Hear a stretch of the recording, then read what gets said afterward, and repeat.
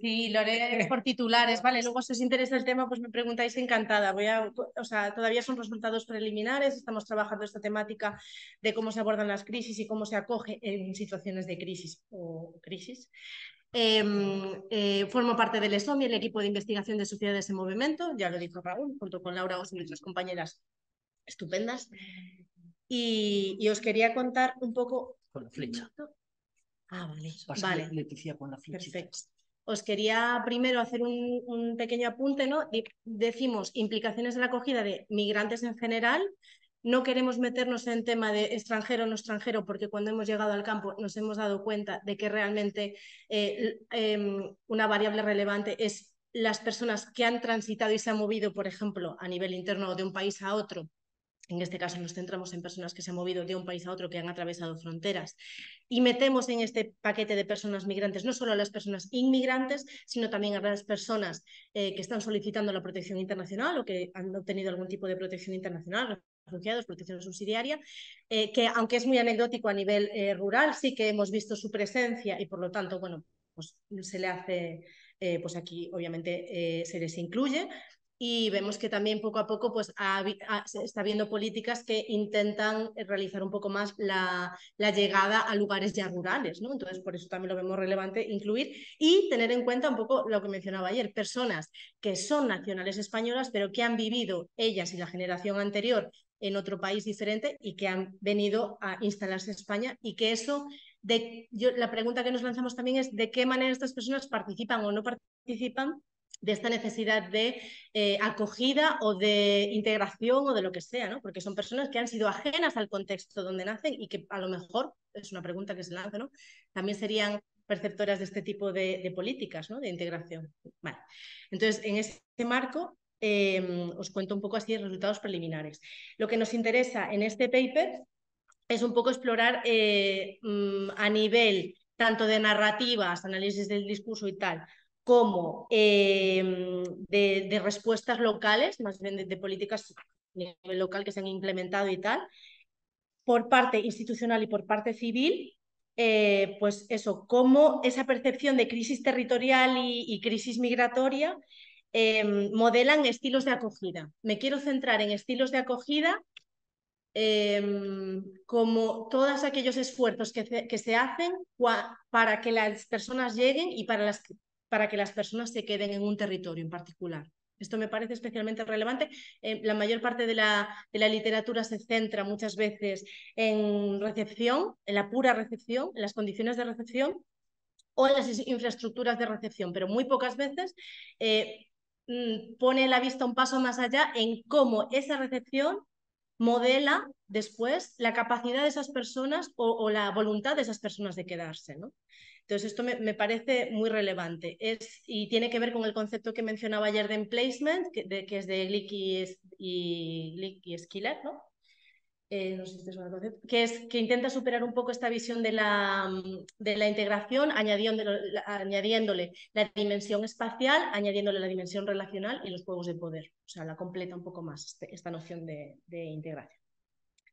Entonces, eso, queremos ver cómo influye esa acogida y queríamos también debatir, o sea, rebatir, ¿no? Pero meter en el debate un poco frente a esta nueva literatura que hace referencia a los NEEDs, no sé si os suena esto, que son las New Immigrant Destinations, que es acuñado por McCarthy, creo, y Argent, que nos hablan que son lugares, muchas veces hacen referencia a sitios rurales, ¿no? A lugares rurales, donde llegan las personas migradas y muchas veces se habla de estos lugares como lugares que es como algo muy novedoso que lleguen personas migradas, cuando queremos poner de manifiesto en este paper que realmente en algunos de los territorios donde hemos estado haciendo campo hay enlaces muy potentes históricos con las migraciones ya. Entonces, aunque sean lugares donde ahora se está viniendo gente a vivir, no son lugares ajenos a las migraciones internacionales. Y esto también lo queremos poner, por ejemplo, pues es un ejemplo claro de donde vengo yo, Galicia.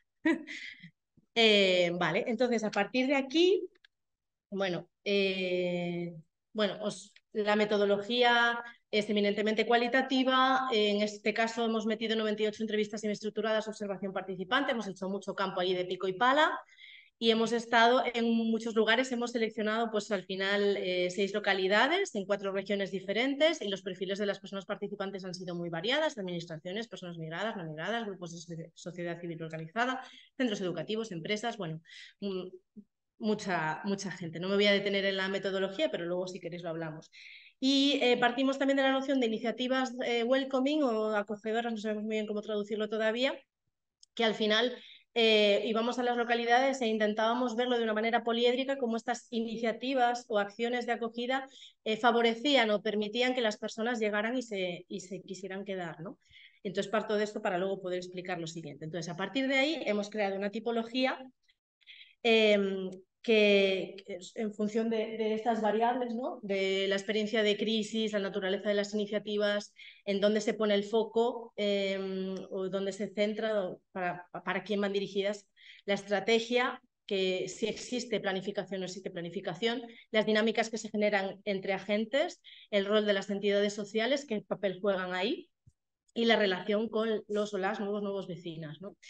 Entonces, en función de esto, hemos creado una tipología que es la venda, el parche y la escalera, que serían the blindfold, the patch and the stairs, que lo estamos haciendo claro en inglés al ser tal, y que juega un poco con esto, ¿no? Como las percepciones de las crisis, de la doble crisis, del cruce entre las dos crisis percibidas, crisis territorial, despoblación, que aquí manejamos más bien el concepto de shrinkage, que es un shrinking areas, que es lo que se maneja en este, bueno, pues en este proyecto.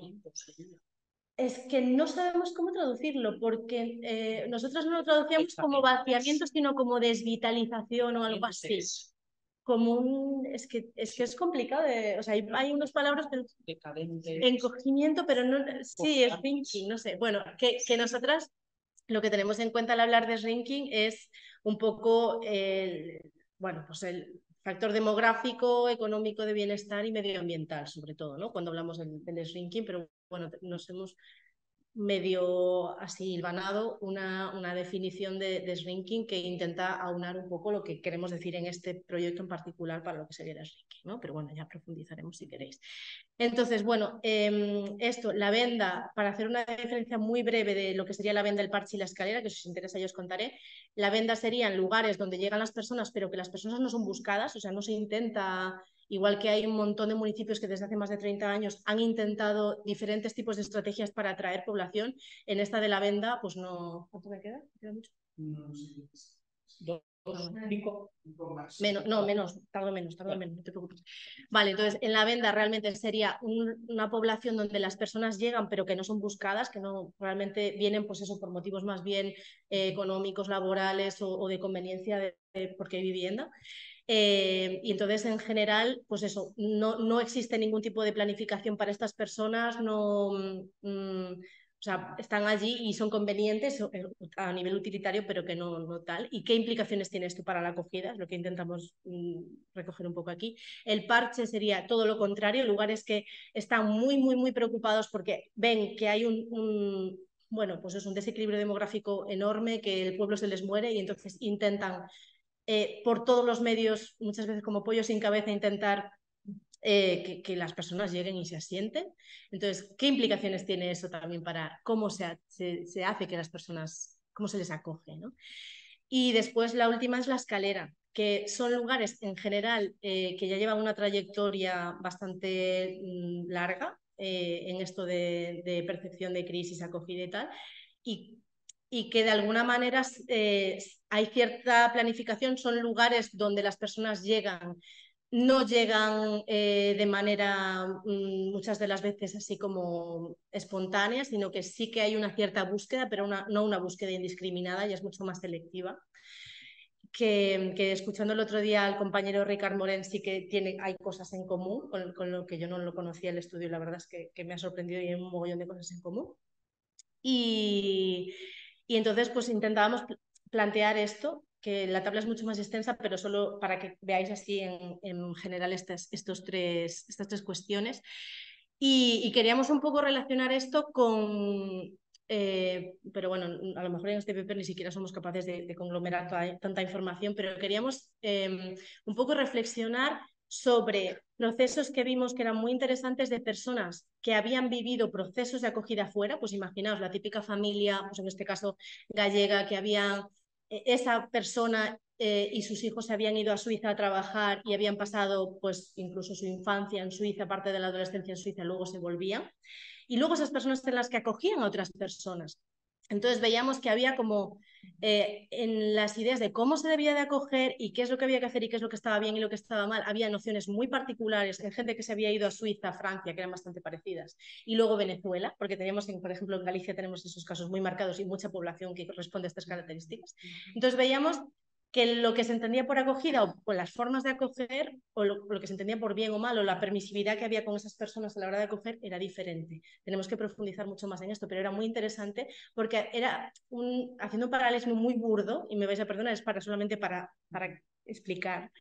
Era como si, imaginaos, personas que han sufrido violencia, que han interiorizado la violencia, luego la reproducen en otros, pues es muy burdo, perdonad, pero es para explicar la idea de que las personas se socializan en una cierta acogida, en una forma de acoger, en cómo se ha de ser acogido, y después lo replican cuando tienen que acoger. Han aprendido cómo se acoge, qué es lo que sí, qué es lo que no, hasta dónde tal. Entonces, por ejemplo, el caso francés y suizo era mucho más de corte asimilacionista, ¿no? Esta idea de acogida era mucho más, no, es que aquí vienen y tiene que ser así, no sé qué, no sé cuánto, ¿no? Y en Venezuela también tiene sus particularidades. Entonces es como un poco las acogidas heredadas, es lo que nos gusta llamarle, ¿no? Pero bueno, esto no sabemos si lo vamos a poder meter aquí o va a tener que ser en otro paper porque es mucha información.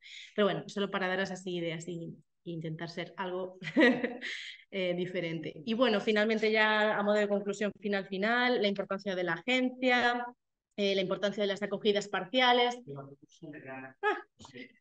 ¿Qué significa que cortamos ya? Vale.